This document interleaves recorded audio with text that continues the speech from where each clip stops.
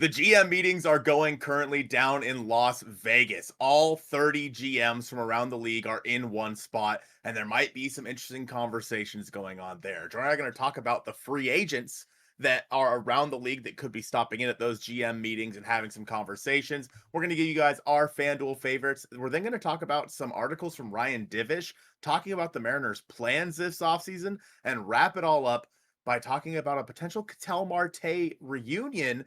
Could the Mariners trade for the all-star second baseman? Thank you guys so much for watching episode 248 of the Hit It Here podcast, part of the Bleav Network and presented by FanDuel. And this is the Sam episode of the podcast. Sam, shout out to you. Bought some of the merch off of our Fourth Wall site. Bought a couple of things on Halloween nonetheless. So shout out to Sam. And I am here with Joe. Joe, how we doing? Good. I just want things to start happening. I don't know how in the past, when the Mariners season ended probably a month ago at this point, a little bit over that, how we managed our time. It doesn't feel. Think about last year. That's what I'm saying. Nothing happened. I know. I'm already feeling like I want moves to happen. I'm already feeling the impatience meter start to boil over a little bit, which is a bad sign. A bad sign for what's to come, because we've got 3 months until pitchers and catchers, essentially. I mean, yeah, we've got the WBC in between, but these GM meetings need to cook something up nice. We need to see some moves. It doesn't even have to be Mariner stuff. Truth be told, I just want something. I just want to feel something, guys. Okay? But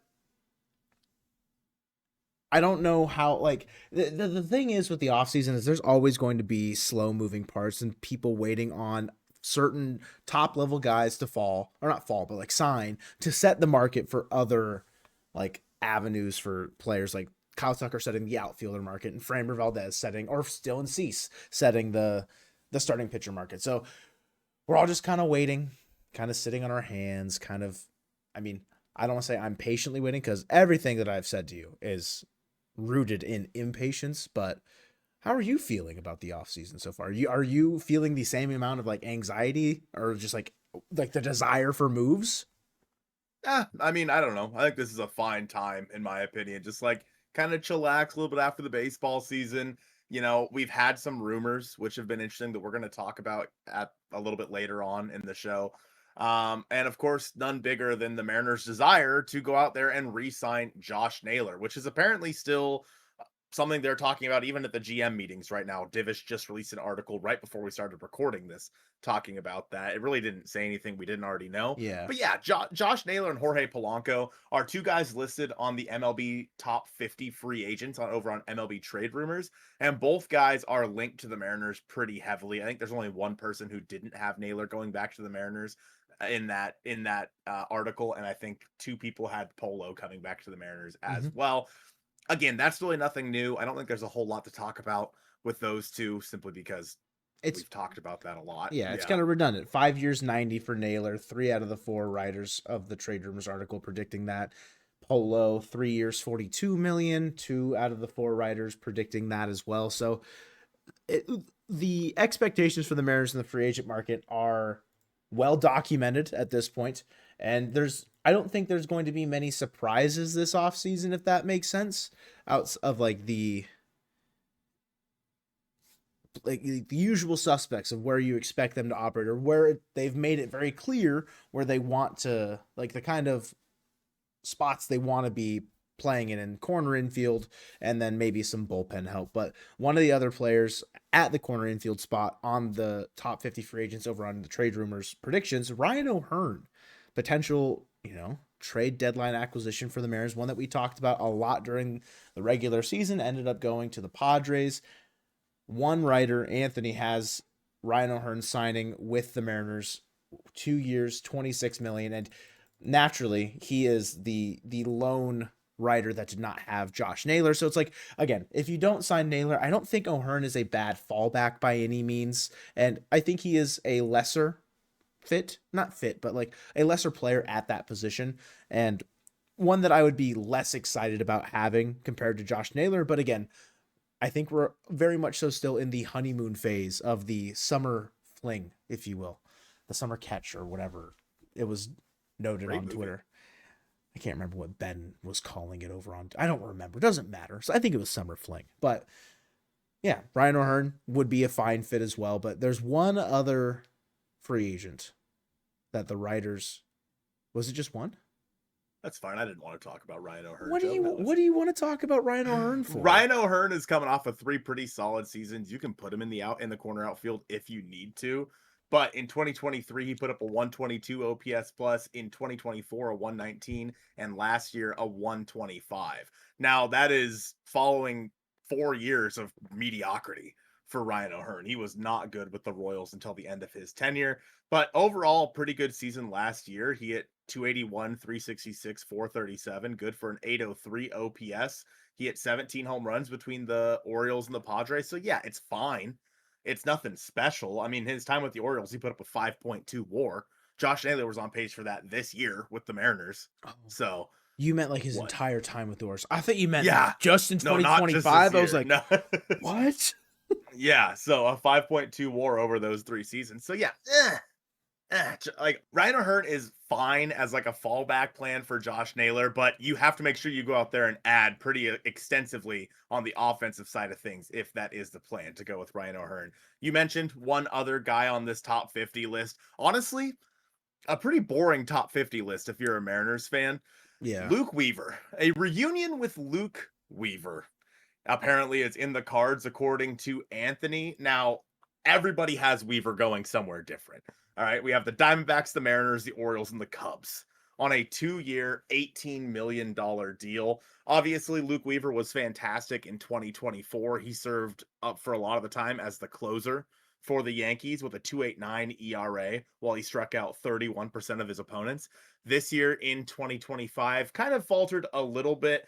Obviously, we saw, Devin Williams go to New York and a bunch of other relievers at the trade deadline. Weaver kind of got lost in the mix there. But yeah, he's had a really good, I guess, career resurgence since he was a starter. And I could see it. I don't know if the Mariners would be comfortable at that price point, though. Yeah, the market for relievers is always seems like the Mariners are priced out of it. But again, the way that they operated at the deadline, and maybe I'm reading too much into it, but this could be the time that they maybe dabble slightly in the high-end reliever market. It's not the big ones. Like, it's not like the Josh Haders of years past. I don't think they're going to be after Edwin Diaz, although that would be a fun reunion as well. But getting another leverage arm that Luke Weaver could be, I think he slots in.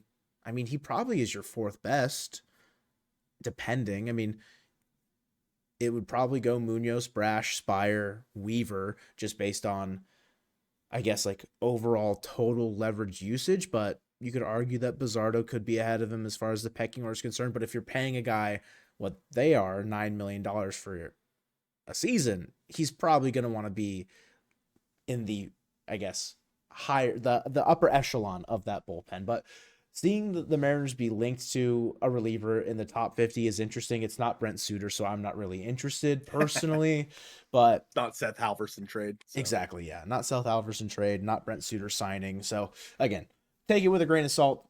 The reliever markets are always pretty hard to predict outside, I think, of like the top guys when there's a super big fit or like a super big need for one of the top contenders. Like, unless teams are very much so like, hey, we need a big leverage arm and there's one on the market, they're usually just kind of a grab bag. I feel like, at least as far as the offseason is concerned. Yeah, I mean, like, you look at Edwin Diaz, he's going to the Dodgers, right? We all agree he's probably going to the Dodgers. Like, they're gonna spend $20 million a year for Edwin Diaz. I don't know what I would put the odds of that happening, but first, a word from our sponsor, FanDuel. This coming Sunday is a division battle between the Seahawks and the Rams for first place in the NFC West, and FanDuel, right now, they've got the Rams as the favorite, sitting at -146 for their money line, the Seahawks at +124. This game's going to be a lot of fun. 2 of the best wide receivers in the game going head-to-head between Puka Nacua and Jackson Smith-Njigba, and your wide receiver 1 in all of the NFL. JSN, his receiving lines set at over 100.5. He's the only player on the field with a line that high. Puka Nacua, great receiver. His line set at 87.5 receiving yards, but no one's doing it like JSN, having his line set at over 100 yards. Absolutely insane. But I do got to give credit where credit is due. Puka Nacua is the most odds-on favorite for an anytime touchdown in this game over on FanDuel at -130. JSN plus 130. So it's going to be a fun battle between NFC division rivals and the top dogs in the NFC West and the top dogs at the receiver position in the NFL between JSN and Puka Nacua. Remember to gamble responsibly over on FanDuel. Back to the podcast. Now, for the Mariners to re-sign Edwin Diaz after all this time, I would put the odds at like plus 5,000. Like, Yeah. it'd be high. It'd be crazy, right? But the Mariners still could be looking at some other pitching moves this offseason, and that was outlined by Ryan Divish, who says that more than likely the Mariners are going to hold on to all of their pitchers, and that includes Luis Castillo. Now, he doesn't necessarily say the Mariners are going to, for sure, but it sounds like the Mariners are interested in running it back next year and trying to hope that the rotation is full go, which makes things a little bit more difficult if you're not trading Luis Castillo, just in terms of the money to be spent this offseason. If you have roughly $30-ish million, how do you fit that in with Josh Naylor and potentially Jorge Polanco, etc.? Things get a little iffy there. At that point, is it then, Randy Arozarena? But we'll talk about that with the next article. It's just an interesting scenario because there are a bunch of free agent starting pitchers the Mariners could go after. Divish notes Dylan Cease, Ranger Suarez, Framber Valdez as the top three. He notes guys like Shota Imanaga, Michael King, Zach Gallen, etc. as other guys. Some of these guys you could definitely get for like a year deal as a number 5 starter. And honestly, I'd be fine with that. I'd be fine if they went out and got one of these guys. I'd also be fine if you just let Logan Evans run it out until it's, Sanger or Cade Anderson time. Mm-hmm. But when you have Luis Castillo making $24 million, it definitely puts, and don't get me wrong, I think he's worth that. I do, and I know a lot of people don't, but I think he's pitched like it. Yeah. And I think that that's a fine deal for Luis Castillo. But if you do want to make some of the moves you need to make this year or this offseason, I think it makes more sense to trade Luis, which sucks. I love Luis Castillo. He's one of my favorite Mariners of all time. But it's a business, and unfortunately, that's probably what has to happen. The way that the pitching market has always seemed to, it keeps ramping up, it feels like, every offseason. And I think that's just naturally, the way a growing sport works as far as money in, money out is concerned. But looking at Luis's contract, it doesn't seem like it's a good deal. I mean, Luis Severino got $20 million with the Athletics. And it's like, how much, like, you're paying Luis Castillo similar money to Luis Severino, and it's like, Severino has had good moments, but he's not the same pitcher as Luis Castillo. And I know that's the comparison that we always use, but as Jason Segel said in Bad Teacher, it's the only argument I need, Sean. It's about Michael Jordan, LeBron James, doesn't matter. So yeah, I get the maybe, again, like, it's something you said about the trade rumors top 50. It's kind of boring. The way that a lot of the positioning and talks have been kind of ironing themselves out the first 2 weeks of free agency or just the offseason in general, it might be a kind of pedestrian offseason, but it still has the chances to be a very good one. And when I say pedestrian, it's just kind of like run of the mill. Whereas, okay, they've made their sights set on Naylor very clear. That's awesome. That's a step in the right direction from previous off seasons.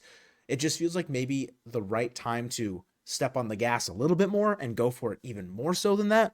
Where if you trade Castillo, what does that mean as far as money being freed up? Like, I think you can move the needle further if you trade Castillo and free up that money and you get better in that trade in 2025 or in 2026. It's just hard when you're trading from your existing MLB roster to guarantee that you're getting better. So I get why some people maybe wouldn't want to, or like the Mariners themselves are planning on holding on to him. But I don't know. I'm curious to see when we kind of flesh out our offseason plans, like if we still, because I don't know if I'm going to trade Luis Castillo in mine, just in the sense of like, how realistic do I want mine to be? And that's, that's not necessarily the idea behind us creating our own offseason plans, but I don't know. The way that they've been like postulating, it just feels like we know the moves that they're going to make. They're not trying to hide anything. They're not trying to smoke and mirror misdirection and then they go sign Kyle Tucker.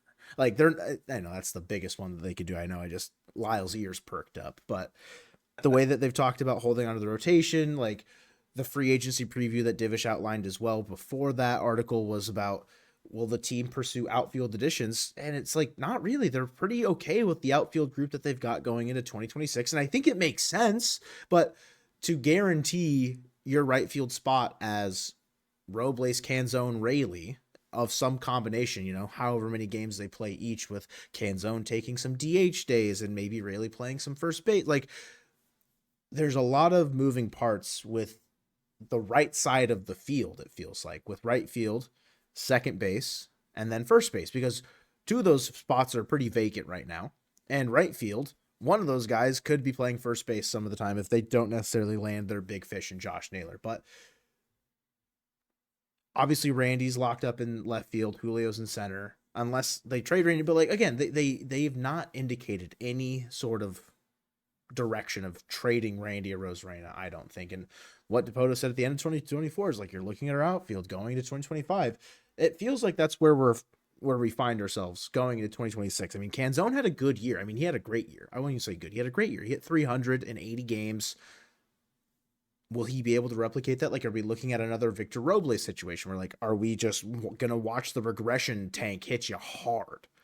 Who knows? It's going to be kind of like a make or break season, I think, for both of them, where they're going to be splitting time in right field. And if one, Dan Wilson seems like a guy that maybe wants to ride the hot hand. I don't know how many ABs we'll see against lefties for Dom, but he didn't look, I mean, it's hard with Dom.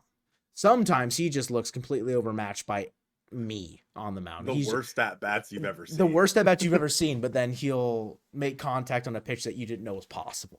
And that's kind of, I think, the boom or bust nature of, honestly, both guys that are going to be platooning mainly in right field. Is like, we saw Victor reach his high in 2024. What does that look like? Can he replicate it? If he can, that's awesome.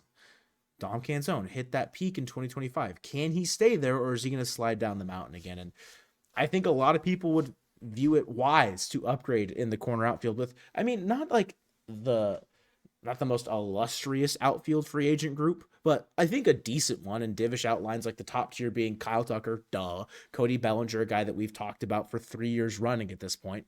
Yeah, those guys would both be very big upgrades over a platoon of Robles and Canzone, more than likely. And then there's the best of the rest, as Divish outlines, with Trent Grisham, who had a career year, Harrison Bader, who I don't know what to make of Harrison Bader at this point.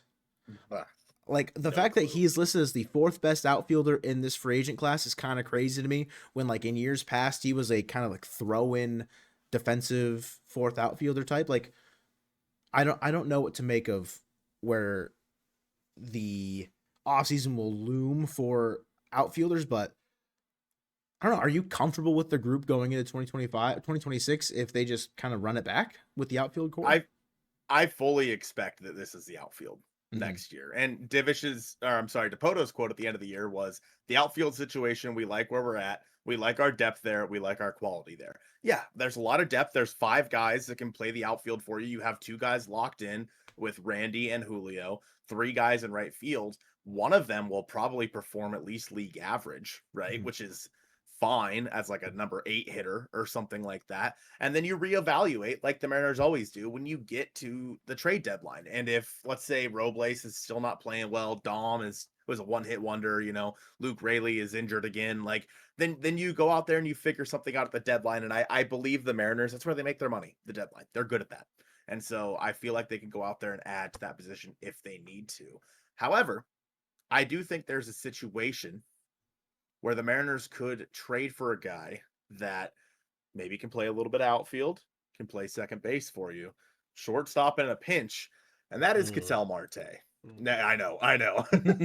Ketel Marte, the guy who I bought a jersey after his first month in his first month in the big leagues, and then the Mariners traded him in the Gene Segura and Mitch Haniger trade with Taijuan Walker.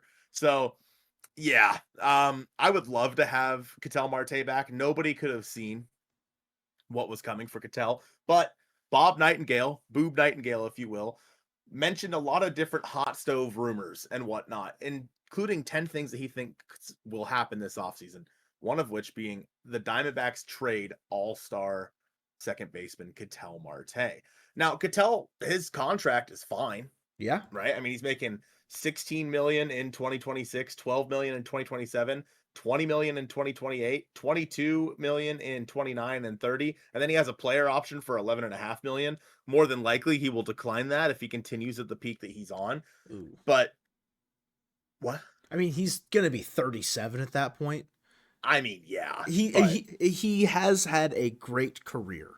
Injuries have kind of slowed him down slightly at like his best moments. Not to say that he wouldn't accept $11.5 million. Like, it depends on the kind, like, it depends on how his body holds up, I think, for those big payday years, because his contract is backloaded for the most part. Like you mentioned, 20 and then 22 and 22 again for his age 34, 35, and 36 season.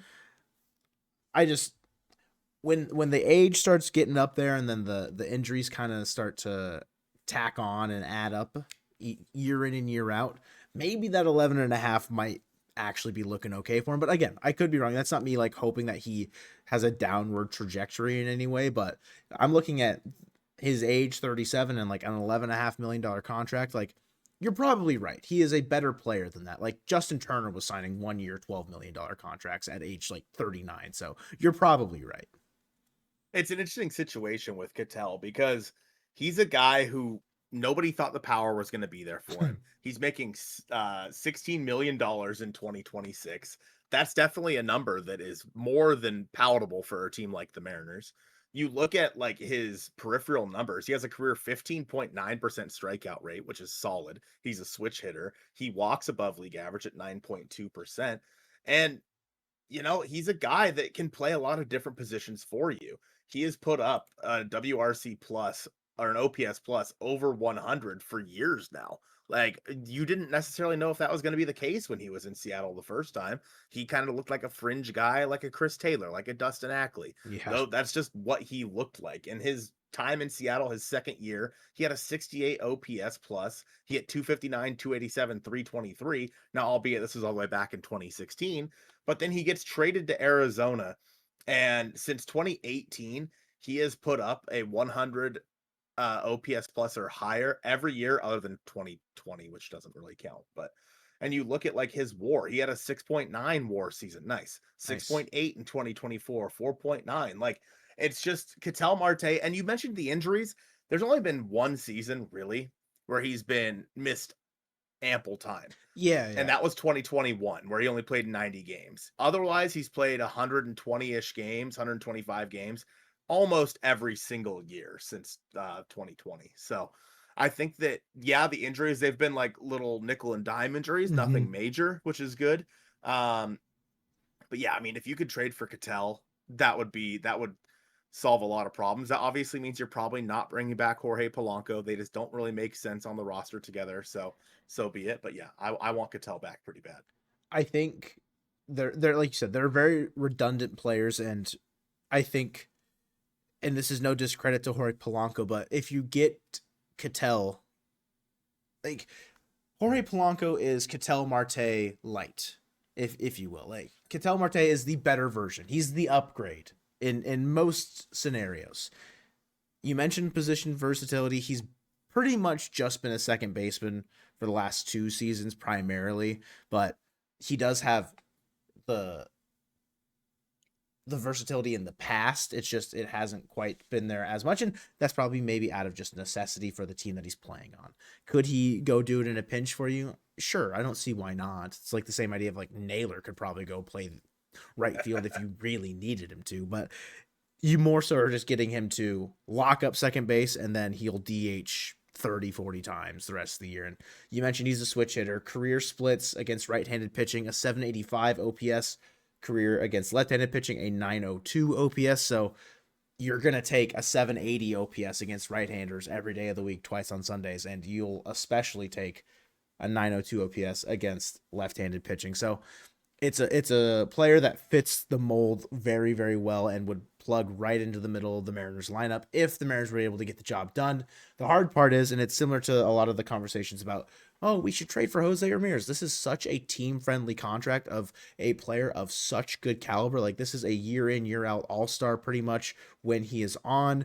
And I mean, he was an MVP 3 last season. He's a Silver Slugger this year. Like, it's not going to be cheap to trade for Ketel Marte in the same way it would not be cheap to trade for Jose Ramirez. I think trading for Jose Ramirez is a little bit more expensive, but Ketel, it would cost you quite a bit because you have him for the next, what is it, 5 years? Is it 6 years? He has an option in 2031. So you have him guaranteed for 5 more years at a relatively efficient cost for the type of player that you cheaper than Luis Castillo. Yeah, like you're going to have to give up a lot, I'd say, to get Ketel Marte. I don't even know if I have an idea of like what mock trades would look like, but I mean, you're looking at a couple top 100s, but probably ones that are closer to MLB ready. They probably want MLB ready talent because the Diamondbacks have good pieces that they could compete again next year. This could be a way to kind of reload and retool if they do move off of Ketel Marte. Like, you're probably looking at a Bryce Miller potentially that could go in this trade. Like, one of the starting pitchers, or if it's not Bryce Miller, maybe it's a Logan Evans where you don't want to trade from your rotation. But if you go with Logan Evans, you have to shore up it a little bit higher on the prospect capital, and that's looking probably like maybe a Laz Montez, or you could go Cole Young to give them their second baseman in the future, or however you want to have that work out. It's not going to be a cheap trade by any stretch of the matter, and I don't even have, I think, a good mock for it because, frankly, we haven't seen the Mariners really operate in this way before. It's the same idea with Schoolable. Like, we haven't really seen them do it as far as trading in the off season, at least for a while. Trading at the deadline, like you mentioned, they're good at it. They've done that well year in and year out. Let's see what they can make out of it in the off season. I mean, what was the last big off season trade? Is it Teoscar Hernandez? Like, as far as like, of Jorge like Polanco, like a player of that caliber. Yeah, I mean, Polo was a right. 1-for-4 swap. Yeah, that's a good point. But like the players at the top of that trade weren't necessarily like, I mean, you traded, sure, Gabby Gonzalez, your number 3 at the time, but he was probably falling to number 7 or number 8. You traded Darren Bowen or Bowen. No, it was not those numbers. Who was a fringe top 30 guy. You traded DeSclafani and Justin Topa. Like, think about the, yeah, I mean, that's a great comp. Think about the Polanco trade and then maybe times it by 1.5 or 2 as far as quality is concerned. You're not giving up 8 players for Ketel, but you're giving up the quality of what, like the quality of the Polanco trade. You're basically doubling it as far as what's going back to Arizona, I would assume. Maybe even tripling. I don't know. I would say the hardest part with that trade is the contract length. I mean, you'd have Ketel for 5 or 6 more seasons, whereas Polo you had for 1, right? And obviously the Mariners re-signed him, what have you. But I don't know a good comp, like you mentioned. I was trying to look at the Francisco Lindor trade and see if it's like a little bit lower than that. But I don't know. I don't remember how much time he had left on his contract. I think he had a year or 2 left. Whereas again, it's just hard because Ketel is so under contract for so long. That's what made, like, the Scooble one's easy. It's 1 Corbin year. Burns. Yeah. It's 1 year. It's easy to find 1-year deals. It is extremely difficult to find a second baseman of this caliber getting traded with this many years of control left. It's hard when he, and the money that he's getting paid. I truly don't know what a comp would be, but I think that starting with Bryce Miller makes a lot of sense. And if you're starting with Bryce Miller and then you give up 2 top 100s on top of that, and then, you know, maybe a kind of lottery ticket low A guy, I think that maybe it could get it done for Ketel, assuming you're taking on that whole contract. But you mentioned that you're going to want to make sure, if you're the Diamondbacks, you're getting guys that are big league ready back in that deal, because you definitely can go out there and be a team that competes next year. You're probably not going to win that division. That's the Dodgers division from now on for the rest of our lives.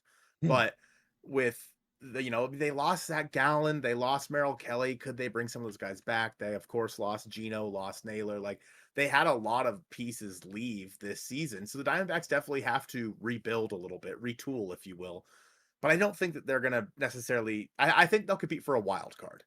Yeah. And if you're competing for a wild card, you probably want to have young, controllable pieces coming back to you, like Bryce Miller, like potentially like a Michael Arroyo who can come up for you in a year or two's time.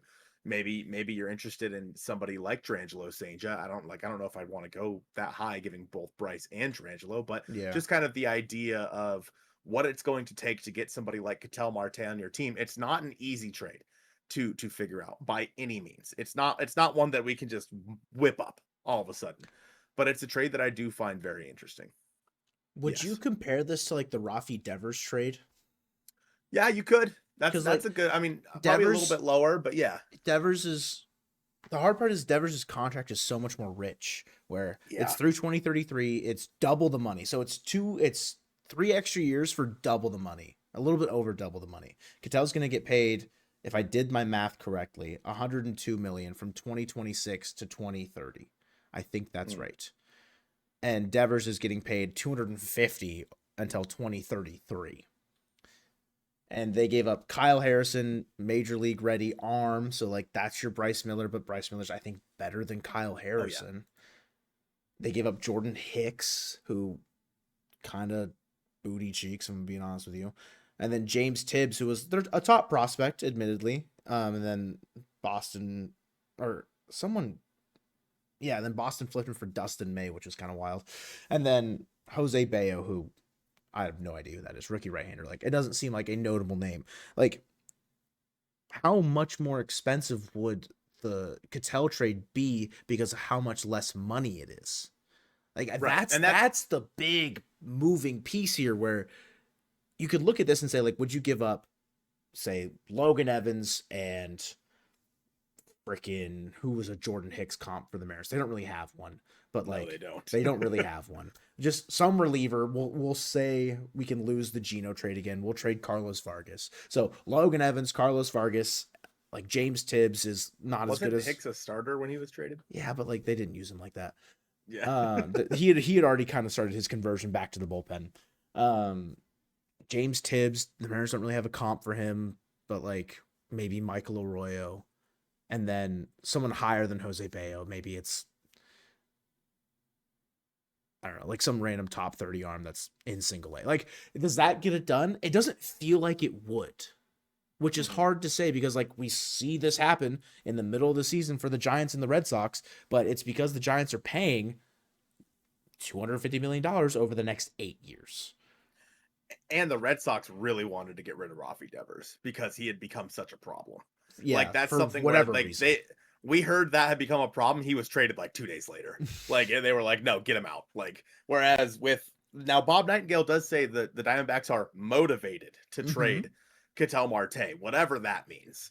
But like the Red Sox were dead set on trading Rafael Devers. I mean, they could hold on to Ketel until the trade deadline, like, and they'd probably be fine with that, right? So it's a situation where I feel like they'd have to be blown away to trade Ketel in that deal. And while the Mariners have the prospect capital to go out there and blow anybody away, unless your name is like Aaron Judge, right? You're not going to go trade any of your guys for Aaron Judge. It's not going to happen. Like the untouchable. Whoa, now wait a minute. But like they have the opportunity and the capital to do that. It's just whether or not they're willing to compromise, 2035 for like Ketel Marte. I mean, who knows, right? But yeah, I think that Ketel Marte is a guy that makes a lot of sense. Also, just worth noting here while we're talking about this article, Boob doesn't think that Tarek Skubal or Paul Skeens gets traded this offseason. He said it's not happening. So any of you guys that were looking at Tarek Skubal and saying that's a Mariner next year, probably not. Probably not. But I mean, again, this is Boob Nightingale, so who really knows what to take from that? Let us know in the comments down below if you would like to see Ketel Marte come back. Thank you guys so much for watching episode 248 of the Hit It Here podcast presented by FanDuel, and go Mariners.